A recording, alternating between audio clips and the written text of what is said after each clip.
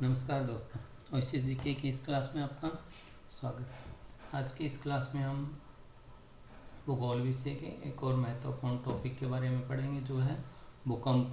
भूकंप या अर्थक्वेक। भूकंप, ये नाम से ही अगर इसके बारे में समझना चाहो तो क्या है? भूकंप यानी भू यानी भूमि, यानी पृथ्वी के किसी भाग में जब कोई कंपन होती है तो उस कंपन को क्या कहते हैं हम? भूकंप। अब अगली बात आती है भूकंप या भूकंपन का कारण क्या है। भूकंप के कारण पृथ्वी के आंतरिक भाग की हलचलें या बाह्य कारण, इन दोनों कारणों से ही पृथ्वी के किसी भूभाग में भूकंप आ सकता है। अगर हम आंतरिक हलचलों की बात करें तो इनमें ज्वालामुखी विस्फोट, जब किसी भाग में ज्वालामुखी विस्फोट होता है तो बहुत तेज़ी से लावा ऊपर होता है, जिसके कारण भूभाग में कंपन होती है आसपास के इलाकों में। इसके अलावा जब पृथ्वी के आंतरिक भूभाग की जब प्लेट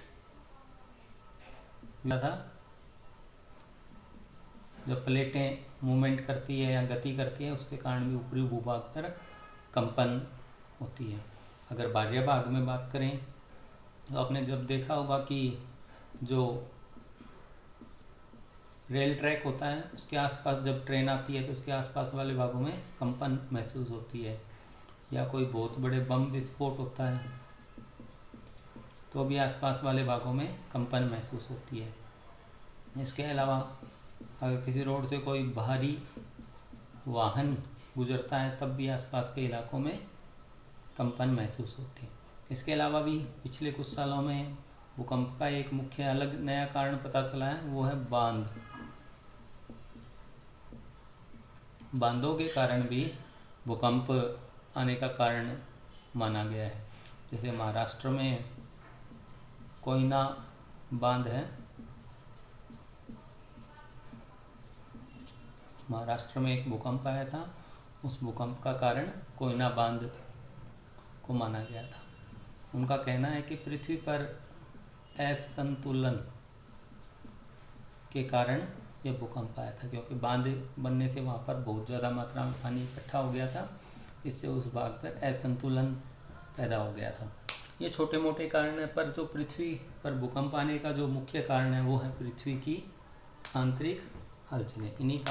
इसी कारण से अधिकांश जो भूकंप है वो आते हैं।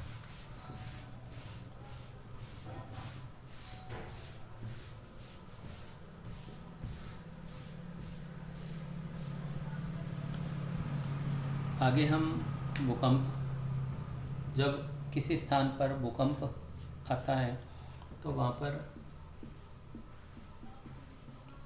तीन तरह के कंपन या तीन तरह की लहरें निकलती हैं।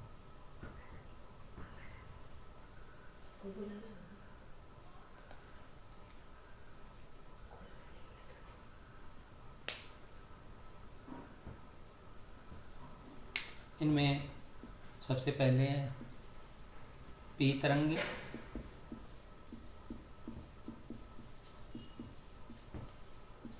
इन्हें प्राथमिक तरंगे भी कहते हैं। जब किसी स्थान पर भूकंप आता है तो सबसे पहले यही तरंगे निकलती हैं।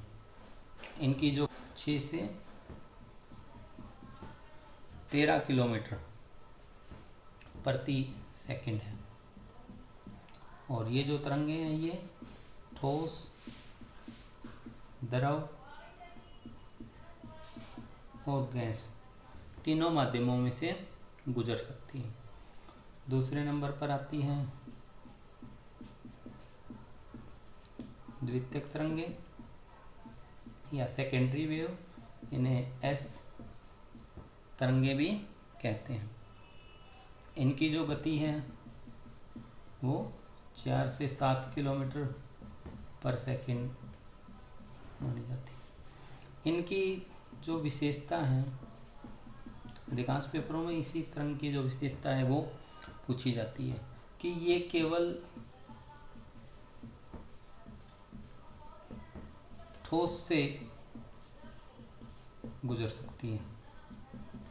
गैस तरंगे केवल ठोस माध्यम में से गुजर सकती है, गैस और द्रव में से नहीं गुजर सकती। तीसरी जो तरंग है वो त्रितक तरंगे, या इन्हें एल या लव वेव, एल तरंगों के नाम से जाना जाता है। इन्हें धरातलीय तरंगे भी कहते हैं, इन्हें धरातलीय तरंगे भी कहते हैं। हालांकि इनकी गति सबसे कम होती है, लगभग 1.5 से 3 किलोमीटर पर सेकंड की गति से ये चलती हैं, लेकिन इनका प्रभाव सर्वाधिक होता है। का प्रभाव सर्वाधिक होता है। जो सबसे ज़्यादा नुकसान है वो यही तरंगे पहुंचाती है। भूकंप के कारण जो भी विनाश होता है वो इन्हीं तरंगों के कारण होता है।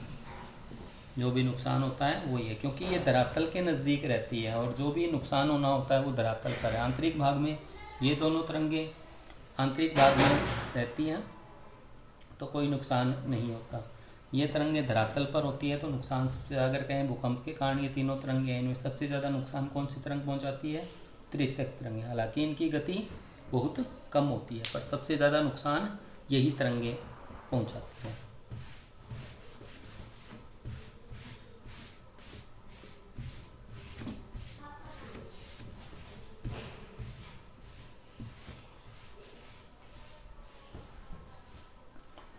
आगे भूकंप से संबंधित दो महत्वपूर्ण शब्द आपको ध्यान रखना है। एक तो है भूकंप मूल और दूसरा है अधिकेंद्र। भूकंप मूल और अधिकेंद्र। भूकंप मूल को हम कहेंगे फोकस और अधिकेंद्र को हम कहेंगे एपिक सेंटर।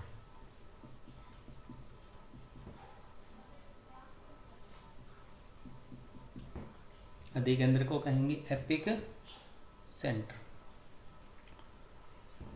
भूकंप मूल इसे हम कहेंगे भूकंप का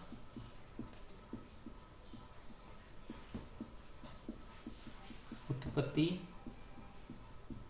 केंद्र।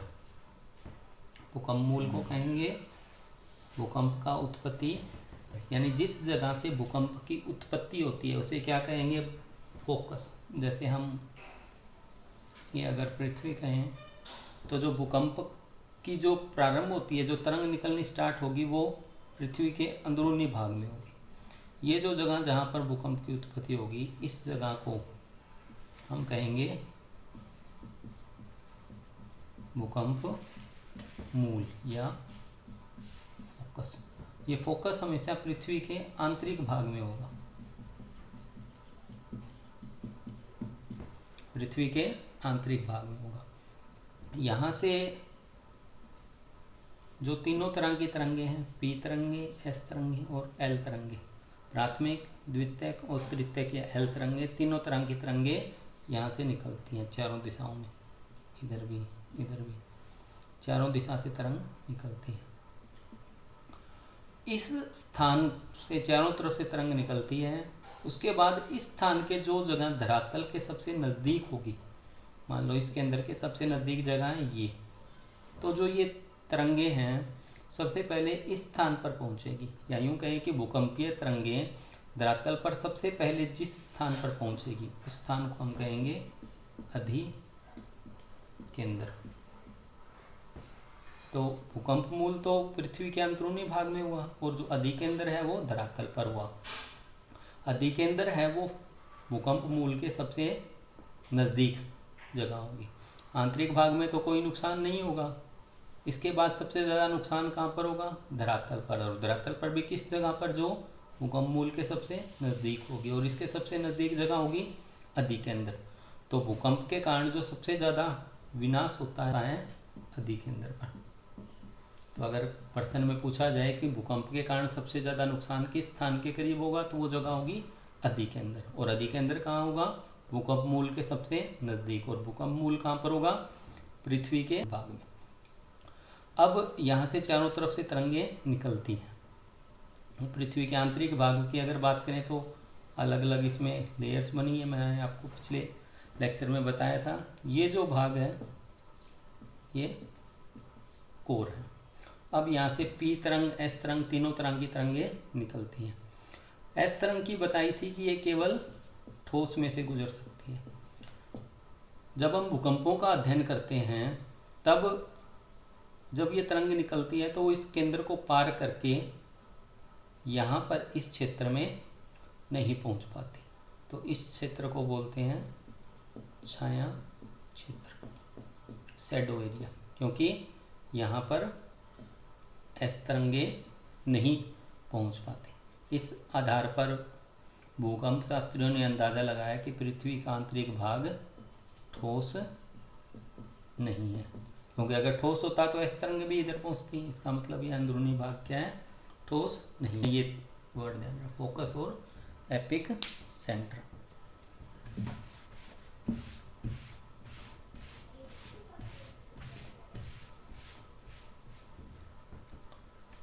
आगे जो इसमें आपने ध्यान रखना है वो जो महत्वपूर्ण शब्द है वो है सिस्मोलॉजी। भूकंपों का अध्ययन विज्ञान की जिस शाखा में किया जाता है उसे कहते हैं सिस्मोलॉजी। ये क्या है? भूकंपों का अध्ययन। भूकंपों का अध्ययन जहाँ किया जाता है उसे कहेंगे हम सिस्मोलॉजी।